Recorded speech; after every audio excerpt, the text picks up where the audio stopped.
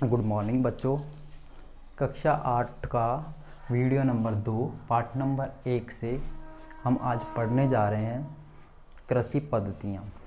कल हमने फसल और फसल के प्रकार पढ़ लिए थे। मिश्रित कृषि किसे कहते हैं वो भी हमने पढ़ लिया था।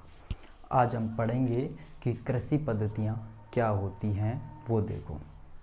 कृषि पद्धतियों का मतलब हो गया कि एग्रीकल्चर सिस्टम। तो फसल उगाने के लिए किसान क्या करता है, बहुत सारे क्रियाकलाप करता है। उन्हीं क्रियाकलापों को हम कहते हैं कृषि पद्धतियाँ। मतलब किसान कभी बीज उगाता है, कभी मिट्टी को खोदता है, कभी खेत को साफ करता है, कभी खाद देता है, कभी बीज देता है, कभी थ्रेसर से बीज निकलवाता है। तो ये सारे के सारे जो क्रियाकलाप होते हैं वही क्या कहलाते हैं, कृषि पद्धतियाँ। आई होप कि हम आधे से ज़्यादा बच्चे जो मेरे को देख रहे हैं वो हम किसान परिवार से ही बिलोंग करते हैं। ज़्यादा नहीं तो कम खेती हमारे सभी की होती है।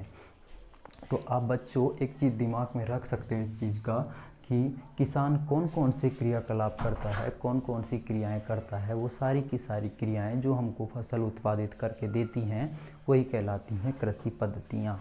इतना दिमाग में आ गया होगा।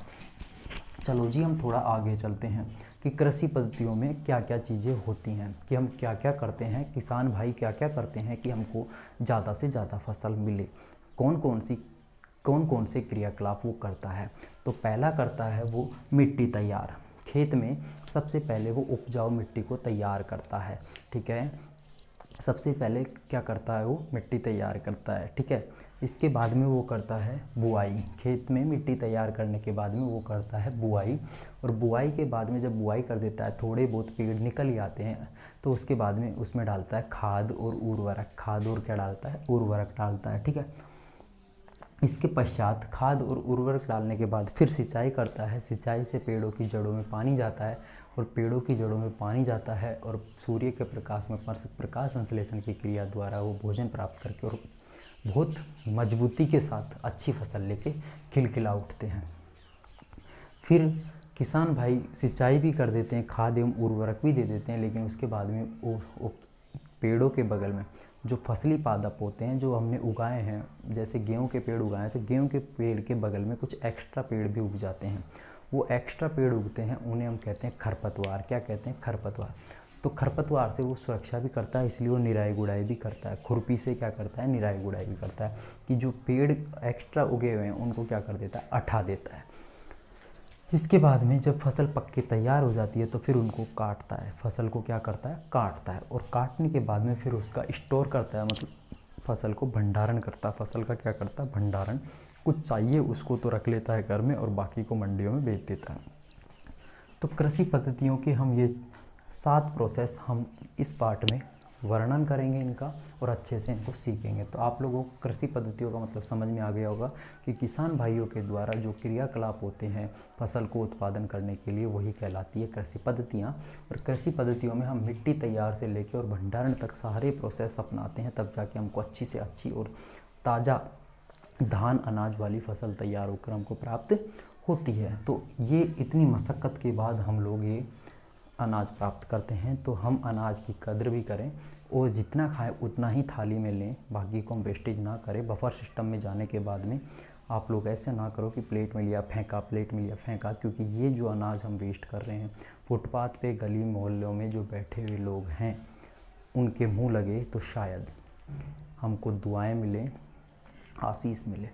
तो प्लीज़ इन सब चीज़ों को इग्नोर ना करें और अनाज की कदर करें। ये पाठ अनाज से ही रिलेटेड है, फसल से ही रिलेटेड है, इसलिए इस बात को बोलना पड़ रहा है। पहला हम पढ़ लेते हैं कि मिट्टी को तैयार कैसे करते हैं। तो बच्चों देखो, एक सबसे बड़ी बात ये है कि मिट्टी को जो तैयार करते हैं इसमें क्या करते हैं, मैं तुमको थोड़ा डिटेल से समझा देता हूँ। और जो कि गाँव में रहते हैं वो लड़के लड़कियों को बहुत अच्छे से पता होगा। पहले मिट्टी को हम क्या करते हैं, जब खेत में जाते हैं तो उसके जो एक्स्ट्रा पेड़ होते हैं उनको हम साफ़ करते हैं। उन्हें हम कहते हैं सूड़। कांटे वांटे सबको हटा देते हैं, उन्हें हम कहते हैं सूड़ करना। क्या कहते हैं, सूड़ करना। जो कांटे वांटे होते हैं उनको क्या कर देते हैं, हटा देते हैं, सूड़ करना।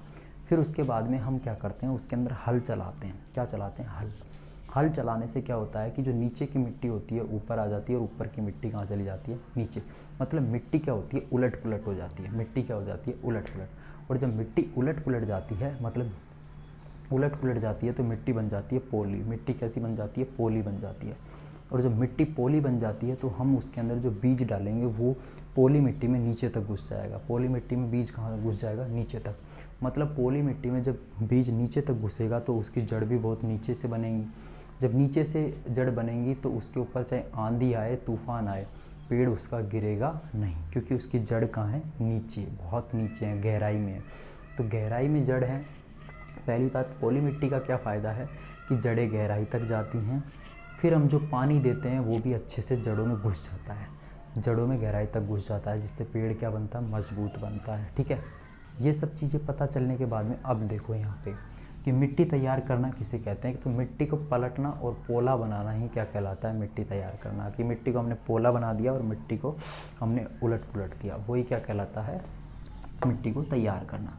मिट्टी को तैयार करते हैं अर्थात मिट्टी को पोला बनाते हैं, मिट्टी को उलट देते हैं, पुलट देते हैं, तो उससे हमको क्या फ़ायदे मिलते हैं? तो वो देखिए कि जो पेड़ हमने लगाया उसकी जड़ गहराई तक जाती है। उसकी जड़ कहाँ तक जाती हैं? गहराई तक जाती हैं। और सरलता से पेड़ की जड़ है वो श्वसन की क्रिया भी कर लेती हैं, वो सांस भी आसानी से ले लेती हैं। ठीक है ना, पेड़ को भी श्वसन की क्रिया करना होता है। तो मिट्टी को उलट पुलट करने से पेड़ की जड़ें गहराई तक जाती है एवं श्वसन की क्रिया आसानी से कर लेती है। ठीक है, और दूसरा कि जो हम सिंचाई करते हैं उसमें क्या होता है कि पानी भी बहुत नीचे तक जाता है, जिससे जड़ें मजबूत बनती हैं। जड़ मजबूत तो पेड़ भी उसका हष्ट-पुष्ट और मजबूत बनेगा। ठीक है, जिससे हमको ज़्यादा से ज़्यादा अनाज प्राप्त होगा। अब बात आती है कि मिट्टी को तैयार करते हैं किन किन चीज़ों से। तो मिट्टी को तैयार करते हैं हम कुदाली की सहायता से, ठीक है, हल की सहायता से, हार्वेस्टर जो भी आते हैं, ये ट्रैक्टर वगैरह के लगे हुए आते हैं। तो आप लोगों को तो सबसे प्राचीन देखी थी वो देखा था हमने हल, लकड़ी का हल। हल कुछ इस टाइप का ही होता है जो हमारे बैलों के बांध के और उसको पीछे से दबाते हुए ऐसे खेत में क्या करते हैं? हल लगाते हैं। जो हल का ये डंडा होता है इसे हम कहते हैं हल सैफ्ट। क्या कहते हैं? हल सैफ्ट। और ये जो लोहे का जो भाग खोदता हुआ जाता है इसे हम कहते हैं फाल। क्या कहते हैं? फाल। ठीक है, तो आप लोग इतना तो जान ही गए होंगे कि मैंने इस चीज़ में क्या पढ़ाया। तो मिट्टी तैयार करने में हमने पढ़ाया कि मिट्टी को पलटना और पोला बनाना क्या कहलाता है? मिट्टी तैयार करना, जिससे जड़ें गहराई तक जाती हैं, पेड़ मजबूत बनता है, सिंचाई के द्वारा सिंचाई अच्छे से हो जाती है और श्वसन की दर भी बढ़ जाती है। बुआई में क्या करते हैं हम? बुआई हल वगैरह द्वारा हम क्या करते हैं? उसमें बीज को क्या करते हैं? फेंकते हैं खेत में। बीज को फेंक के हम क्या कर लेते हैं? बुआई कर लेते हैं। ठीक है, शॉर्टकट बता रहा हूँ, फिर एक एक का डिटेल बताऊँगा। फिर बुआई करने के बाद में कुछ पेड़ निकल जाते हैं, उसके बाद में हम डालते हैं खाद और उर्वरक। खाद और उर्वरक, ठीक है। खाद क्या होता है? हमारे पास में गोबर वगैरह का होता है, जो आप लोगों ने देखा होगा, गाय भैंस का गोबर इकट्ठा कर लेते हैं। इकट्ठा करने के बाद में हम फैलाते हैं खेत में, वो होता है खाद। और उर्वरक आपने देखा होगा, DAP, यूरिया वगैरह छिड़कते हैं, उसे हम कहते हैं उर्वरक। क्या कहते हैं? उर्वरक। ठीक है, ये खाद होता है, ये प्राकृतिक रूप से तैयार होता है। प्राकृतिक का मतलब ये गाय भैंस का गोबर प्रकृति में, और उर्वरक का मतलब जो विज्ञान की विधियों द्वारा वैज्ञानिक तैयार करते हैं, उसे हम क्या कहते हैं? उर्वरक कहते हैं। ठीक है, ये गाय भैंस का गोबर और ये हमारे पास में कृत्रिम विधियों द्वारा प्राप्त होता है, जिसे DAP, यूरिया वगैरह याद रख लो। सिंचाई, पेड़ों को पानी देना, पेड़ों को पानी देना, कि फसली पादपों को पानी देना क्या कहलाता है? सिंचाई। फसली पादपों को पानी देना क्या कहलाता है? सिंचाई कहलाता है। इतना दिमाग में रह जाएगा। इसके बाद में आता है खरपतवार से सुरक्षा। जब हमारे पेड़ उग गए तो उसके बाद में उनकी सुरक्षा भी ज़रूरी है। तो सुरक्षा के लिए हम क्या करेंगे कि खरपतवार को हटाएंगे। खरपतवार का मतलब होता है कि मान लो कि ये गेहूँ का अनाज है, इसके बगल में कोई एक्स्ट्रा पेड़ उग गया, तो ये पेड़ क्या करेगा कि गेहूँ को जो पोषक तत्व मिलने वाले हैं वो ये वाला भी खाएगा। मतलब मान लो कि 100% हमारे पास में पोषक तत्व मिलने वाले हैं और एक पेड़ गेहूँ का है और एक पेड़ एक्स्ट्रा उग गया, तो ये क्या करेंगे कि जो पोषक तत्व हैं, गेहूँ को मिलने वाला पोषक तत्व आधा आधा बढ़ जाएगा। गेहूँ को मिलने वाला पोषक तत्व क्या होगा? आधा आधा बढ़ जाएगा। जैसे घर में 5 मेंबर हैं और 5 और आ गए, तो पहले जो मिलता था वो क्या होगा? आधा आधा बढ़ जाएगा। इसी तरीके से कोई एक्स्ट्रा पेड़ उग जाता है तो क्या होता है कि वो पोषक तत्व आधे आधे बढ़ जाते हैं। और सबसे बड़ी बात तो ये है कि खरपतवार बहुत तेज़ी से वृद्धि करती है। खरपतवार बहुत तेज़ी से वृद्धि करती है। और जब खरपतवार तेज़ी से वृद्धि करती है तो इसका मतलब ये हुआ कि हमारे पास में गेहूं का पेड़ रह जाएगा छोटा, मतलब हमने जो उगाया वो तो रह जाएगा छोटा, खरपतवार क्या हो जाएगी, बड़ी। ठीक है, खरपतवार जब बड़ी हो जाएगी तो वो क्या करेगी, गेहूं के पेड़ को ढक लेगी। गेहूं के पेड़ को जब ढक लेगी तो इससे सिंपल सी बात एक दिमाग में आ रही है कि उसके ऊपर, गेहूं के पेड़ के ऊपर सूर्य की किरणें भी नहीं जाएंगी। जब सूर्य की किरणें नहीं जाएंगी तो मतलब पेड़ प्रकाश संश्लेषण की क्रिया भी नहीं करेगा, और प्रकाश संश्लेषण की क्रिया के द्वारा जब भोजन नहीं बनेगा तो हमारी फसल के पेड़ हैं वो क्या हो जाएंगे, सूख जाएंगे। तो इसीलिए खरपतवार से भी बचाना पेड़ों को ज़रूरी है।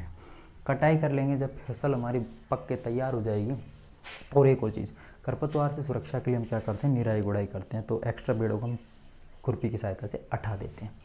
और सेकंड लास्ट है कटाई करना। जब पेड़ हमारे पक के तैयार हो जाते हैं तो उनको हम काट लेते हैं दरात की सहायता से।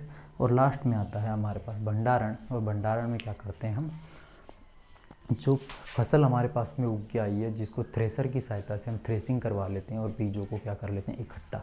जो हमारे पास में चाहिए उसको तो हम रख लेते हैं, और जो हमको नहीं चाहिए उसको हम क्या कर लेते हैं मंडी में। आवश्यकता से ज़्यादा जब अनाज पैदा हो जाता है उसको हम क्या करते हैं, मंडी में बेच देते हैं, उसके बदले हम कुछ रुपए ग्रहण कर लेते हैं। ठीक है, तो इसको नोट डाउन करो।